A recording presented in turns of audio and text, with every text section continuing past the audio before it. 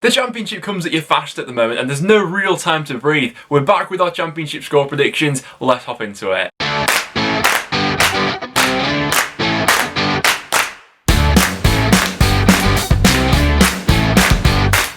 So guys, welcome back to another video, and as always I'm interested to get your guys' thoughts on what you see happening over the weekend, so do get your score predictions in the comments down below for a chance to be involved in the next video. We've got all the midweek action to discuss and of course all these games to preview. Now speaking of your guys' score predictions, I will include them on screen now, so fair play to all of you who did get a score prediction correct. I managed to get one of mine spot on, that was Bournemouth 2, Forest 0. But the big shout out needs to go to Kean Harper for being the only person to correctly predict Preston 0, Blackburn 3, which pains me to say, but fair play, that was an absolutely worldy of a prediction there. If we take a look to the side of me, what that means for the prediction league, there's now 6 people who have broke the 100 point barrier. I've slipped down into 4th in the league, but still very competitive up around the top of the league. We've got a lot of competition in here at the moment, and a lot of you guys have been asking for this one, sort of where are you if you are a little bit lower down the league. We also have a League 1, as you can see to the side of me, so those guys who are really close to getting into that top prediction league. If you'd like to see sort of like both prediction leagues on a regular basis, leave a like on today's video and let us know down below that that's something that you'd like to see. But as we can see there, it's Jaden FC who's just 2 points off the main prediction league there at the moment. And before we do hop into anything, I must say make sure to go ahead and subscribe to the channel if you like what you see. We're pushing our way towards 30,000 subscribers, so if you could help us out,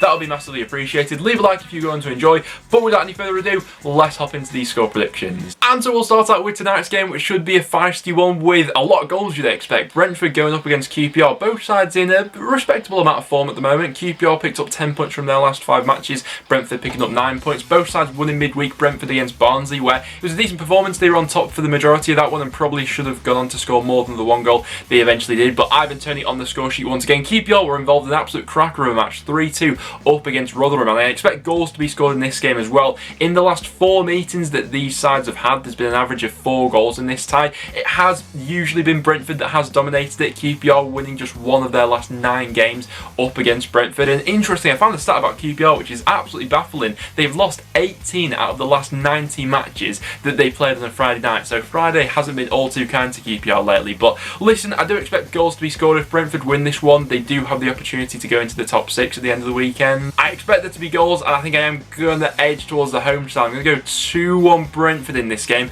with FIFA saying it'll be 2-0, but I expect it to be quite an end-to-end sort of game. If QPR are going to get anything from it, Cherry and Asai Samuel will be absolutely pivotal to that. Asai Samuel's goal in midweek, by the way, an absolute cracker, but just going to edge the home side for that one. Next up then, to the league off on Saturday, we've got Reading going up against Bristol City. Both sides picking up decent points in midweek. I thought Reading away to Millwall at the Den. Raphael actually had a very good game in that one, made up for a couple of the mistakes he made on Saturday's game. Bristol City, decent point for themselves up against Watford. With some of the chances they had closer to the end of that match, they could have actually gone on to snatch it and win, but I think that was a 3rd consecutive clean sheet for Bristol City, who aren't giving away all too much to the opposition at the moment. They just need a little bit more going forward. But between these two, I don't think there'll be all too much in it. Reading obviously still on this a bit of a winless run, but they did stop the losing streak in midweek with that draw against Millwall, and the goal they conceded they couldn't do anything about. It was an absolute whirly of a free kick from Jed Wallace. But between these two, a lot of injuries at the moment. I'm going to go 1-1. I think FIFA's going to agree with me for that one. I don't think there'll be all too much in it. If I had to edge one side, probably be Bristol City, but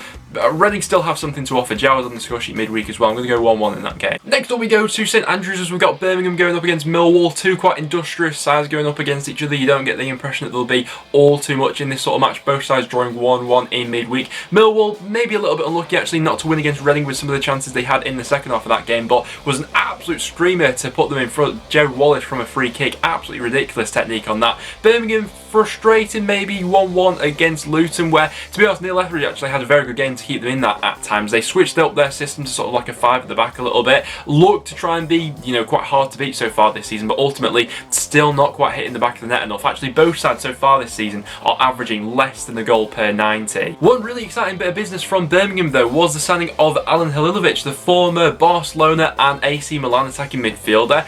Can Birmingham incorporate him into this sort of system that they're going for at the moment? They have a lot of creative number 10s, none of which seemingly can put together like a sustained run of matches in the first team. If they do go back to that sort of 4-2-3-1 system, the 3 off the striker that they could potentially play, like Halilovic, Bella and Sanchez, off like either Leko or Djukovic or Hogan, that's a brilliant forward 4, but is Kroenke daring enough to go and do that? It has the very much feeling of like a 1-1 or a 1-0 either side. I'm going to sit on the fence for this one and go for a 1-1 draw. FIFA's saying it'll be 2-0 Birmingham. Next up we go go to Ewood Park as Blackburn face up against Barnsley. Now I'm expecting Barnsley to put on more of a fight than Preston did against Blackburn in midweek, where they had absolutely everything their own way. I mean, the red card obviously helped proceedings, but even up until that point, Blackburn were definitely the team that was on top. Lewis Holtby completely orchestrated things from midfield. Their forward three was absolutely brilliant, causing us all sorts of problems, and they never really needed to click out a second gear, so I still think they'll be quite fresh for this game against Barnsley, who, coming into midweek, were on a good run of form. They've probably got one of the most informed goalkeepers in the league at the moment. Jack Walton keeps on pulling up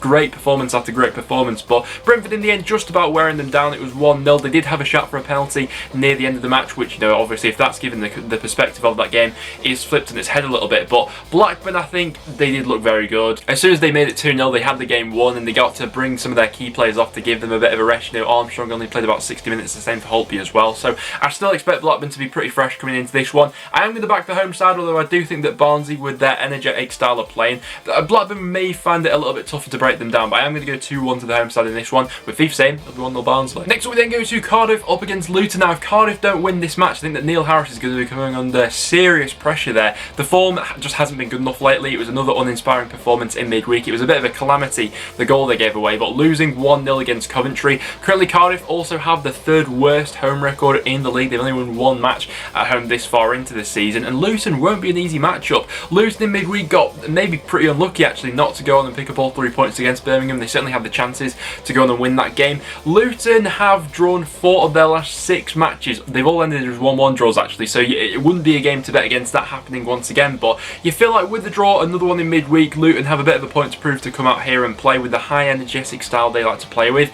If Cardiff aren't on their game in this one, Luton can absolutely pick them apart. I'm in no doubt about that. Cardiff fans, would be very interested to get your thoughts in the comments down below as to what you think's gone wrong this season and how much longer do you think Neil Harris realistically has in the job here. It's a massive game for them, but I'm edging towards Luton. I'm going to go 2-1 to the away side in that game, with FIFA saying 2-0 Cardiff. Next up we head into an absolute crunch match for Derby in their season.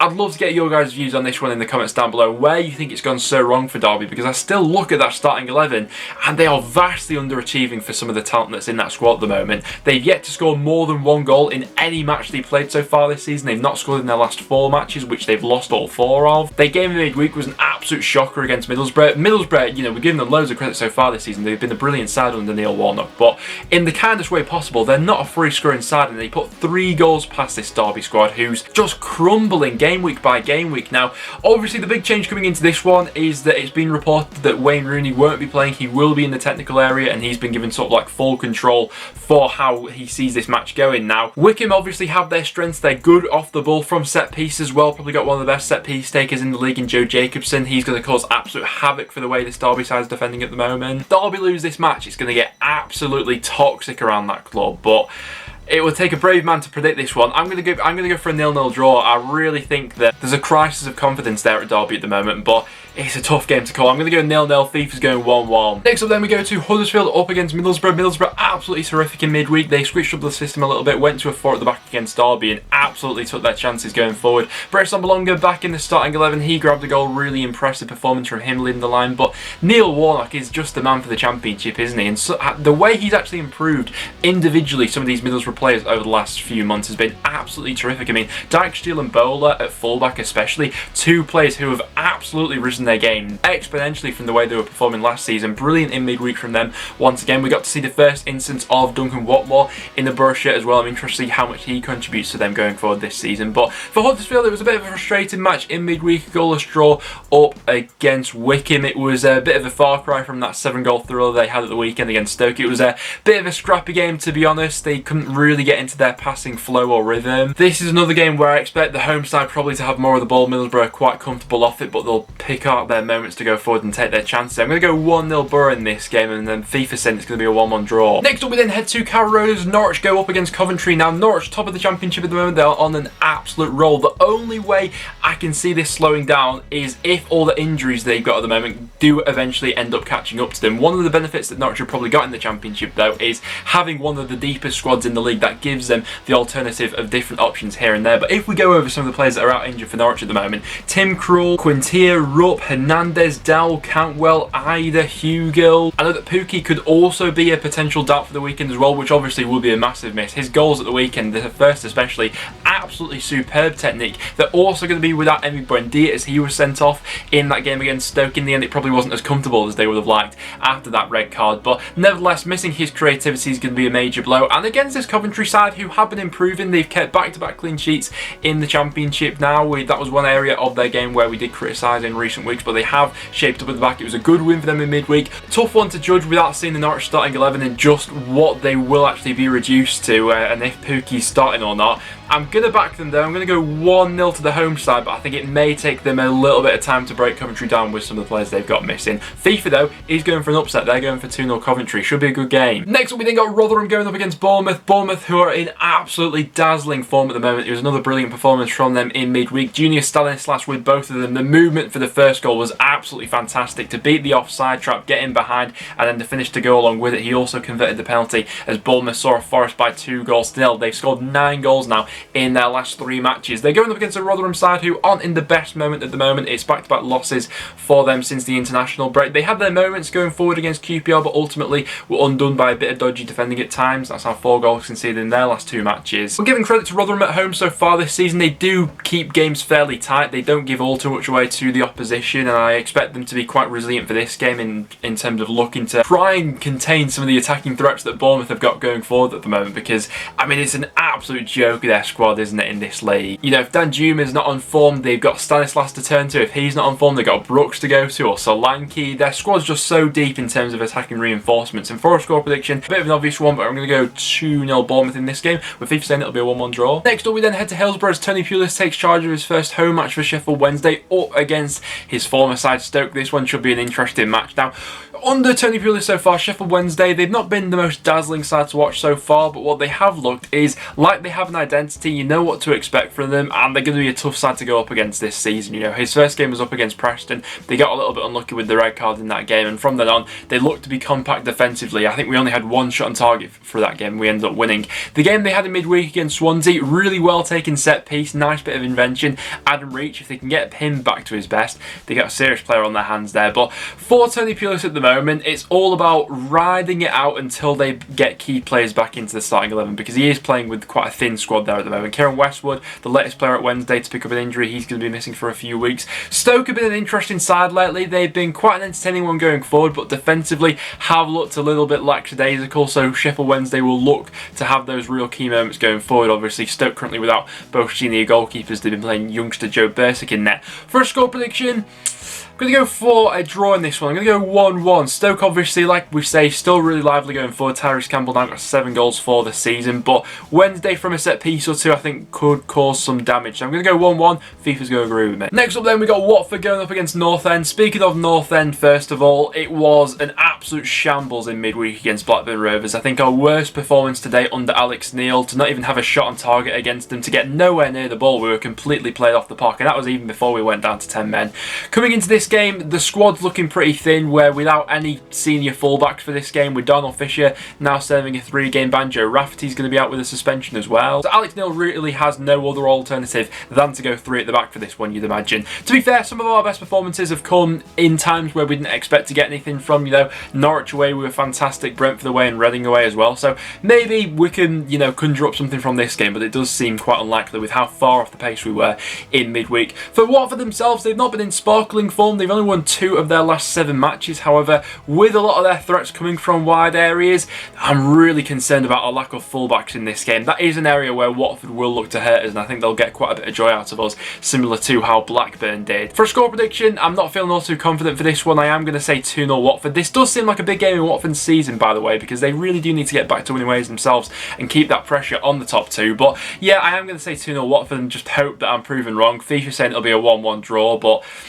we looked in on our feet on Tuesday night. And as our last matchup to go over on Sunday, we see Nottingham Forest going up against Swansea. Tough fixture running that Forest are in the middle of at the moment. It was another one in midweek. They lost 2-0 against Bournemouth, and it doesn't ease up much here. Swansea are obviously one of the high flyers in the league at the moment, sitting 4th in the Championship. Midweek was an interesting one. They were up against Tony Pulis' Sheffield Wednesday. First off, Swansea were pretty poor. They struggled to get anything going forward, but their main man comes off the bench and ultimately rescues a point for them, where they were much better, much improved in that second half. But AU took that goal brilliantly, didn't he? Lovely bit of dazzling dribbling, and then the finish to go along with with it as well. There is the feeling sometimes with Swansea that they can be a little bit blunt in front of goal when he's not 100% and he's not in the squad. So this game does hinge a little bit on his fitness, if he's 100% ready to go back into the starting 11, or if he's going to be used as sort of an impact sub once again.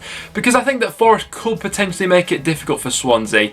I'm going to go for a draw in this game. I'm going to go 1-1 and for them to sort of cancel each other out. FIFA's going to say it'll be 2-0 Swansea, but Forest need to start picking up points from somewhere. They're in the middle of a difficult run-in. Actually, they may be snatching something from this one. I'm going to go 1-1. But guys, there we have it. There are all the matches going on this weekend in the Championship, so it's all set up to be quite an interesting one with some of these matchups. So as always, do get your thoughts in the comments down below. What do you think is going to happen? What do you think your club's going to do? Get all your score predictions in there for a chance to be involved in the next video and get yourself onto that prediction league. But apart from that, guys, thanks so much for tuning in. If you went on to enjoy, make sure to leave a like, subscribe as well if you are new around here. It's always massively appreciated. But apart from that, thanks for watching, and I'll see you all in the next one.